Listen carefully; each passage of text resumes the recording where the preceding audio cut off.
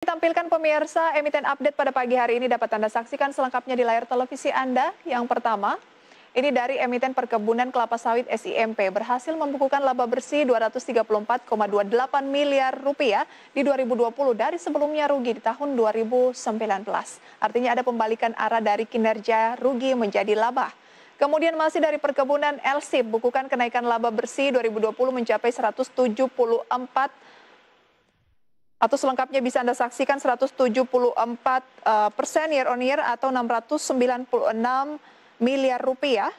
Kemudian dari perbankan ada BJBR berencana akan right issue 925 juta saham baru, target hingga 1,4 triliun rupiah.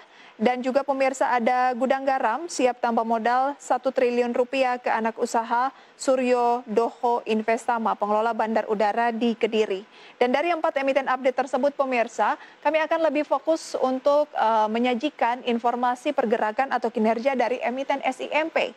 Di mana PT Salim Infomas Pratama atau SIMP yang sudah disampaikan tadi tidak lagi merugi dan mengantongi laba justru di tahun 2020, kinerjanya pada hari Selasa kemarin menguat 2,67% di 462. Selama 6 bulan terakhir, kinerjanya juga cukup signifikan, naik 43,5% dan pernya 31 kali, market cap-nya 7,3 triliun rupiah. Dan pembahasannya pemirsa akan kita bahas lebih jauh tentunya usai jeda pariwara berikut ini. Pastikan pemirsa Anda masih bersama kami dalam IDX Market Opening.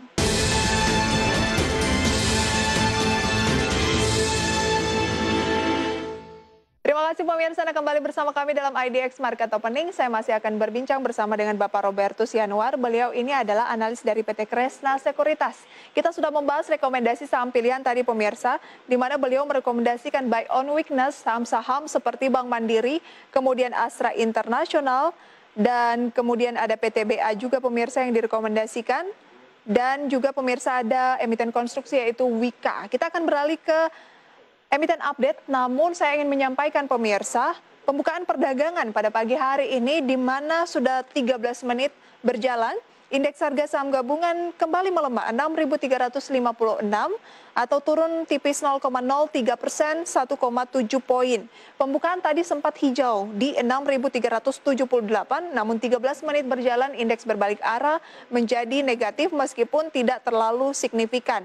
Dan pemirsa, deretan saham pada pagi hari ini yang menjadi top gainers berdasarkan persentase adalah saham seperti Era Mandiri Cemerlang yang naik 29% dengan kode emiten ikan, INPC, Bank Artagraha naik 25%, kemudian BKSW, Bank KNB Indonesia 23%, Amar, Bank Amar Indonesia 23%, BNBA Bank Bumi naik 19%, dan DNAR Bank Oke Indonesia naik 19%, dan juga secara umum telah disampaikan analisis dan juga rekomendasinya dari Pak Robertus bahwa saham-saham perbankan kecil ini belum terlalu direkomendasikan karena upside-nya yang cukup signifikan, pergerakannya sangat fantastis, bisa arah dalam satu hari tetapi pelemahan juga bisa cukup signifikan dan butuh skill ataupun kemampuan yang mumpuni untuk bisa trading di saham-saham seperti ini. Sebaliknya pemirsa, saham-saham yang menjadi top losers adalah film turun 4% atau MD Picture Tbk, kemudian Medco Energi Internasional turun 2%, TOWR Sarana Menara Nusantara turun 2,8%, Mari Mahaka Radio Integra turun 2,6%, INKP pemirsa juga menjadi deretan top losers. Kalau Anda yang senang saham-saham berbasis blue chips pemirsa, kita lihat net foreign buy atau saham-saham yang mengalami aksi beli cukup signifikan. Ini biasanya dihuni oleh saham-saham blue chips. Ada BBCA yang mendominasi dengan kenaikan 0,29%, Telkom yang turun 0,29%, namun asing masih melakukan pembelian, UNTR di posisi ketiga, dan juga Bank Mandiri. Sementara saham blue chips yang dilakukan pelepasan oleh investor asing pemirsa adalah Gudang Garam, Astra International, BBNI, dan ICBP. Kembali saya akan berbincang bersama dengan Pak Robertus membahas emiten update yaitu emiten komoditas yang sudah kami tampilkan tadi, SIMP. Dari rugi pemirsa menjadi laba di tahun 2020 ini tentunya adalah informasi yang cukup menarik. Tapi apa kata analis? Pak Robertus, SIMP, apa rekomendasi Anda? Ya, memang kalau kita melihat kinerja anak-anak usaha di grup Indofood Salim ini juga cukup menunjukkan pemulihan gitu ya, terutama di sektor perkebunan kelapa sawit, karena kita ngelihat sendiri di tadi selain Salim Infomas kan sudah disebutkan salah satu anak usahanya yaitu LSAPE atau London Sumatra Plantation. Nah ini juga meskipun dia pendapatannya cenderung turun, tapi karena harga jual minyak kelapa sawit yang lebih tinggi tahun 2020 dibandingkan tahun sebelumnya, dan juga adanya margin dari laba kotor dan juga laba operasional yang lebih tinggi, ini bisa menyebabkan kenaikan laba bersih yang cukup signifikan, sehingga dampaknya terhadap induk usahanya pun Salim Infomas menjadi juga cukup positif gitu, karena kita melihat adanya penurunan beban-beban, karena tahun lalu ada beban yang lebih bersifat non-cash sebenarnya, penurunan dari nilai aset-aset perkebunannya, tapi untuk tahun ini sih kita masih cukup yakin akan masih bisa meneruskan kinerja positifnya seperti yang telah ditunjukkan di akhir tahun 2020 kemarin. Demikian, Mbak Prisa. Oke, SIMP dan juga LSIP adalah emiten sama-sama di bawah naungan grup Salim gitu ya.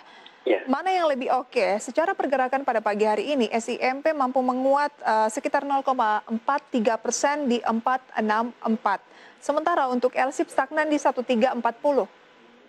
Ya, kita sih masih ngelihat sebenarnya masih lebih menarik di yang sektor perkebunannya, yang seperti LSIP dan juga peersnya mungkin ada Astra Agro. Karena kita sih masih cukup yakin untuk harga minyak kelapa sawit maupun turunannya yang dihasilkan oleh para emiten ini masih akan lebih baik tahun ini. Karena kita melihat adanya teori mengenai komoditi super cycle ini bukan hanya di energi dan juga mineral logam aja, tapi juga bisa menyasar di soft commodity seperti minyak kelapa sawit juga yang masih akan berpotensi melanjutkan penguatannya, sehingga dampaknya cukup positif juga untuk LSIP dan juga alternatifnya ada AALI yang bisa meningkatkan nilai penjualannya seperti itu, Mbak Pris. Oke, Pak Robertus lebih merekomendasikan LSIP yang kenaikannya 6 bulan terakhir ini sudah 6 bulan terakhir 36% daripada SIMP ya, meskipun satu grup.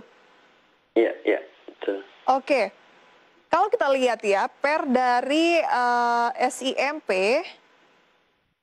ini sekitar 31 kali. Kemudian berbicara mengenai LSIP lebih ke 13,14 kali. Bagaimana menanggapi hal tersebut?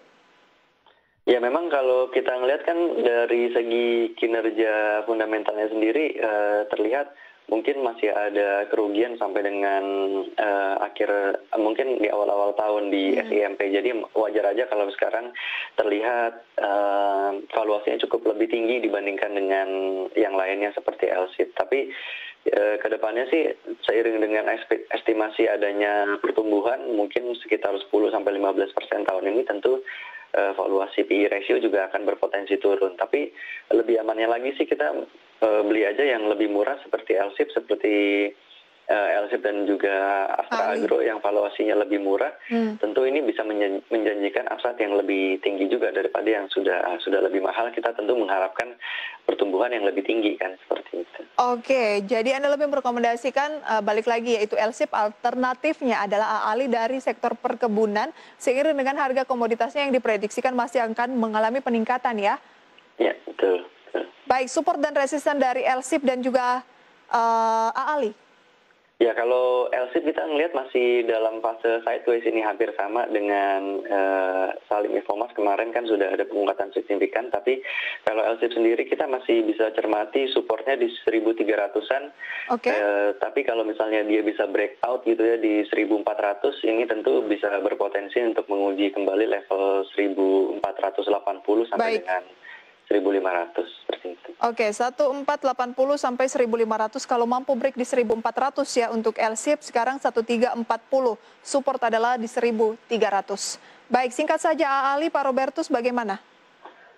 Ya, hampir sama. Untuk Astra Agro kita sih ngelihatnya sebenarnya bisa dilakukan strategi buy on breakout gitu ya. Kita ngelihat sih ada di resistennya di kisaran 11.300-an. Ini tentu kalau bisa breakout berpotensi untuk kembali menguji 12.000 kembali. Tapi supportnya juga perlu dijaga di kisaran 10.800, 10.900. 10.800, 10.900 jangan sampai tertembus ke bawah pemirsa. Peluangnya masih di 11.300 sampai dengan 12.000. Dan indeks harga saham gabungan sama seperti proyeksi dari Pak Robertus pada pagi hari ini cenderung mengalami tekanan sideways lah ya. Tapi masih ada peluang penguatan lebih lanjut untuk indeks harga saham gabungan bahkan ke 6.600 jangka waktu pendek ya Pak Robertus. Ya, betul. Baik. Pak Roberto, sayang sekali waktu kita terbatas. Terima kasih banyak analisisnya pada pagi hari ini dan juga saham rekomendasi. Sukses dan sehat selalu untuk Anda. Sama-sama sukses dan sehat selalu. Baik pemirsa, semoga apa yang kami perbincangkan bersama Pak Robertus bisa menjadi referensi untuk portofolio saham Anda. Tapi jangan beranjak dari tempat Anda karena kami akan menghadirkan informasi terupdate lainnya usai jeda pariwara berikut.